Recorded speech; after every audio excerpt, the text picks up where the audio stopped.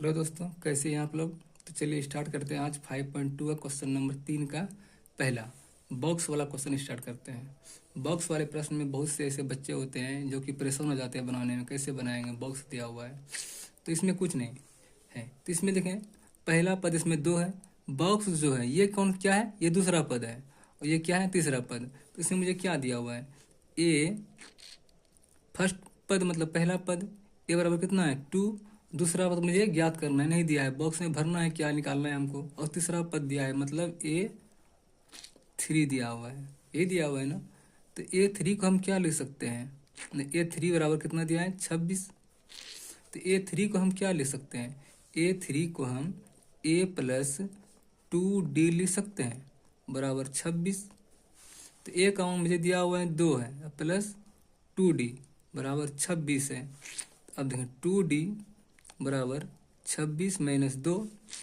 2D बराबर 26 में 2 गया, कितना बचता है 24। तो 24 लिख देंगे यहाँ पर, 2 से इसको घटा देंगे तो 12 हो जाता है। D बराबर कितना हो जाएगा 12। D बराबर अगर मेरा 12 निकल गया, मुझे अब दूसरा पद निकाल सकते हैं आराम से हम। प्रथम पद 2 है और D मेरा निकल गया तो हम दूसरा पद निकाल सकते हैं। तो A2 हमको ज्ञात करना है। तो A2 को हम क्या लिख सकते हैं, A+D लिख सकते हैं। A+D लिख सकते हैं। तो A का मान इसमें 2 दिया है और D का मान कितना है 12। तो मतलब कितना 14। मतलब क्या हुआ कि हम इसमें बॉक्स में क्या भर सकते हैं, 14 भर सकते हैं। तो यही मेरा आंसर हो गया। अब चलिए आगे दूसरा क्वेश्चन हम बनाने की कोशिश करते हैं। अब देखें, अब 3 नंबर का 2 नंबर बनाने की कोशिश करते हैं। तो बॉक्स में इसी तरह दिया हुआ है। इसमें पहला पद देखें, पहला पद नहीं दिया हुआ है। पहला पद हमको बॉक्स है, बॉक्स में मुझे भरना है, क्या दिया भरना है। और दूसरा पद मुझे 13 दिया हुआ है। तीसरा पद मेरे पास बॉक्स है। चौथा पद मेरे पास 3 है। हम क्या ले सकते हैं यहाँ पर, A2 दिया हुआ है। A2 बराबर कितना है 13 है, ठीक है। और A4 बराबर कितना है 3 है। तो यहाँ से हम A2 को हम क्या ले सकते हैं, A+D लिख सकते हैं बराबर 13। और A4 को क्या ले सकते हैं, A+3D लिख सकते हैं बराबर 3। इसको हम समीकरण 1 लिख देते हैं, इसको समीकरण 2 लिख देते हैं। अब यहाँ से आप लोगों ने द्विघात समीकरण तो पढ़ा ही होगा।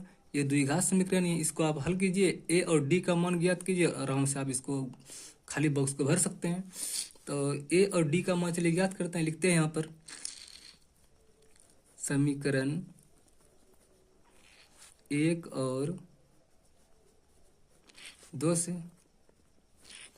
A+D बराबर 13, A+3D बराबर कितना 3। अब यहाँ से इसको हल कर देते हैं। ये माइनस है, ये भी माइनस, ये भी माइनस, ये कट गया। अब यहाँ से देखें 3D में D चला गया, कितना बचा -2D बराबर यहाँ कितना बचा 10। अब 10 से 5 बार में कट गया। D का मान कितना हो गया -5।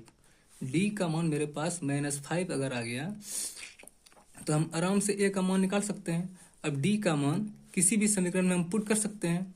अब लिखेंगे यहाँ पर हम D का मान समीकरण 1 में रखने पर, चलिए समीकरण 1 कौन सा है, A+D है बराबर 13 है। तो A-5 बराबर 13 हो जाएगा। तो A बराबर कितना हो गया 13 + 5, A बराबर कितना हो गया 18, ठीक है। A का मान मेरे पास 18 हो गया।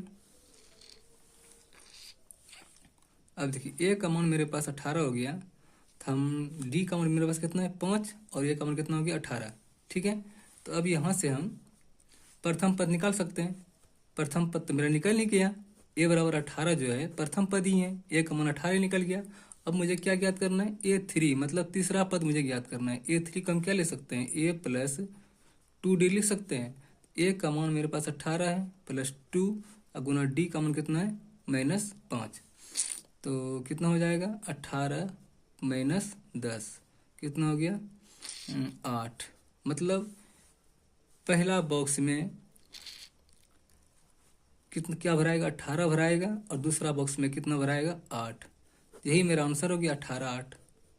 तो थैंक यू दोस्तों, कैसा लगा मेरा सेशन? अगर मेरा सेशन अच्छा लगा होगा तो चैनल को लाइक करें, सब्सक्राइब करें। थैंक यू, धन्यवाद।